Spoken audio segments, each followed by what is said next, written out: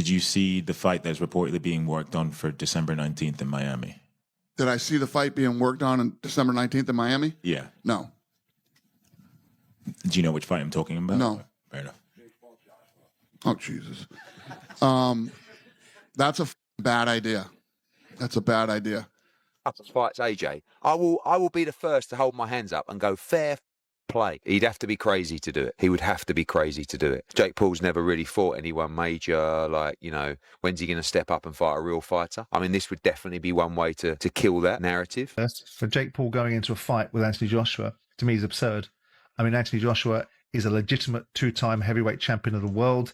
He may have got destroyed by Daniel Dubois, but notwithstanding, there's nothing physically wrong with Anthony Joshua that he can't execute. Mentally, he might be in a little bit of a difficult position after the loss to Daniel Dubois. Jake Paul, if this is not going to be, you know, curated into a little dance around exhibition, could find himself in a way of getting seriously hurt here, like Francis Ngannou. UFC President Dana White has delivered a scathing critique of the highly anticipated Anthony Joshua versus Jake Paul bout. One to avoid controversy, questioned the legitimacy of matching a former world heavyweight champion against a YouTube star-turned-boxer. His remarks have ignited heated debates across social media, with fans divided over whether the fight is a clever marketing strategy or a blatant spectacle that diminishes the sport. Bridge with my brother, unfixable. I don't hate your brother. You guys need to... White didn't hold back, arguing that Joshua stepping into the ring with Paul makes little sense for boxing and could set a dangerous precedent where fame outweighs skill and experience. He warned that while celebrity-driven fights may produce massive pay-per-view numbers, they risk turning the sport into a sideshow instead of a true test of athletic ability. Eddie Hearn has now confirmed that the Anthony Joshua vs. Jake Paul clash will not be an exhibition, but a fully sanctioned professional bout, raising the stakes far higher than expected. What began as a spectacle-driven matchup has suddenly become a legitimate fight with real consequences for both men's careers. Hearn emphasized that Joshua is preparing as if he's facing a top contender, not a crossover celebrity, and cautioned that Paul may not grasp the danger he's stepping into.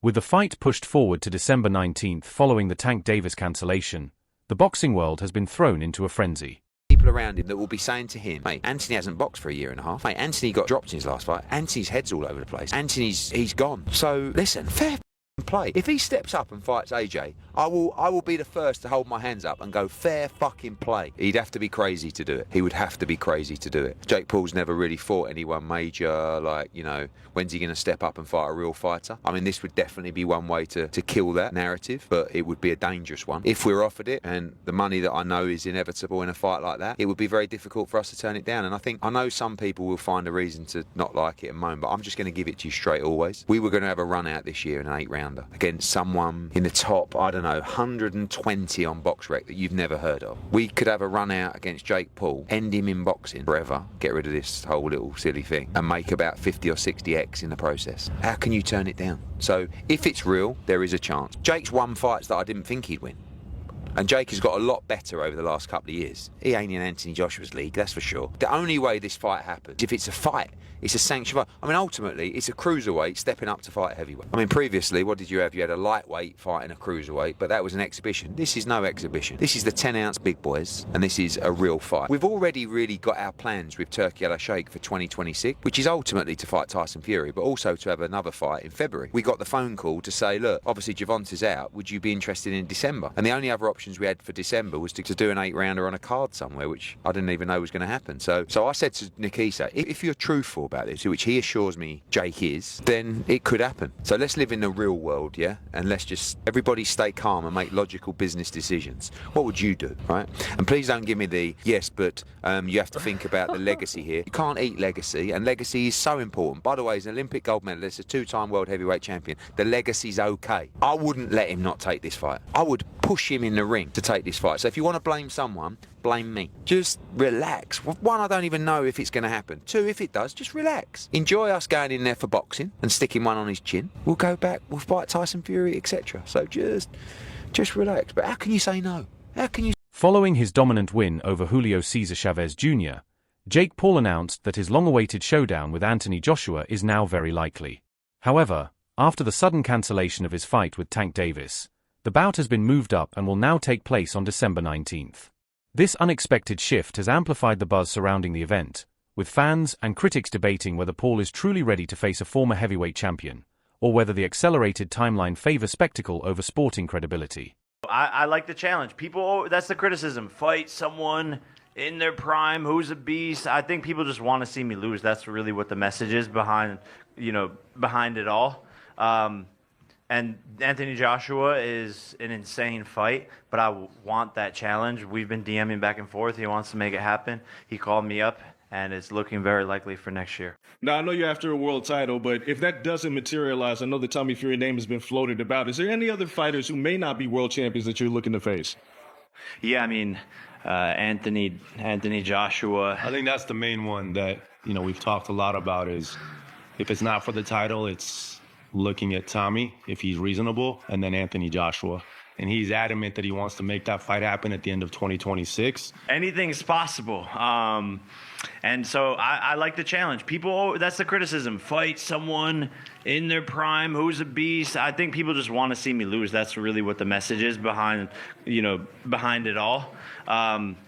And Anthony Joshua is an insane fight, but I want that challenge. We've been DMing back and forth. He wants to make it happen. He called me up, and Due to the ongoing lawsuit and active situation, it was supposed to be boxing Gervonta Tank Davis, a man that weighs 133 pounds or 135. Regardless, it's a man that is way, way smaller than Jake Paul. So that is just ridiculous, and I'll give my thoughts on that before anyway. But now it turns out that Gervonta Davis has some allegations about domestic abuse. I don't know too much about the situation, but apparently Netflix have pulled the plug on that fight. It says, here's a tweet I'm reading from Mike Coppinger.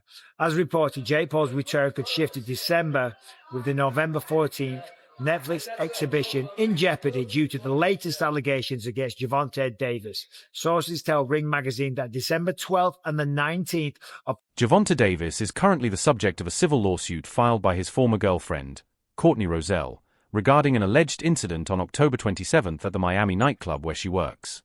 Roselle's complaint accuses Davis of battery, aggravated battery, false imprisonment, kidnapping, and intentional infliction of emotional distress.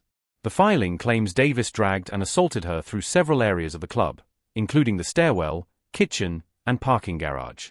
Miami Gardens law enforcement has confirmed an active investigation running parallel to the civil case. Former boxing champion Gervonta Tank Davis faces new abuse claims from a woman who claims to be his ex-girlfriend. This is according to our media partner, the Baltimore Banner. Courtney Russell says she dated Davis for 5 months and recently filed a civil lawsuit accusing him of aggravated battery, false imprisonment, and other offenses. She claims Davis physically attacked her a number of times during their relationship. Russell claims the most recent incident was Monday at a Miami nightclub. Davis is scheduled to fight Jake Paul in Miami on November. Jake Paul's bold call-out of Anthony Joshua, a two-time unified heavyweight champion, has raised eyebrows throughout the boxing world. Many observers would make such confident claims about a fighter of Joshua's caliber. Paul has just called Anthony Joshua out. Yes, Anthony Joshua, AJ, the two-time unified heavyweight champion of the world. This brother called this man out. Oh my God. Now, in a recent clip on Jake Paul's podcast, I think, he basically said that he will beat Anthony Joshua's ass and he has no skill, no chin, and he's too stiff for him. He also apologized to Anthony, saying, Anthony, I'm sorry, we're friends, but I know I can beat your ass. This guy is tapped in the head. Then again, he almost got a fight with Tank. If Tank beat Lamont Roach when they drew, he would have fought Jake Paul. It was lined up, basically. A lot of people get mad when people say he's the face of boxing. These highly rated boxers want to fight Jake Paul. So, I don't know what to say, honestly. But one thing for sure, AJ will never fight. AJ is too classy for that. Way too classy. He respects the sport of boxing too much to fight this guy. Absolute plonker. What do you guys think? Let me know in the comments and make sure you follow for the most update and sharpest. MMA veteran Anthony Smith has weighed in on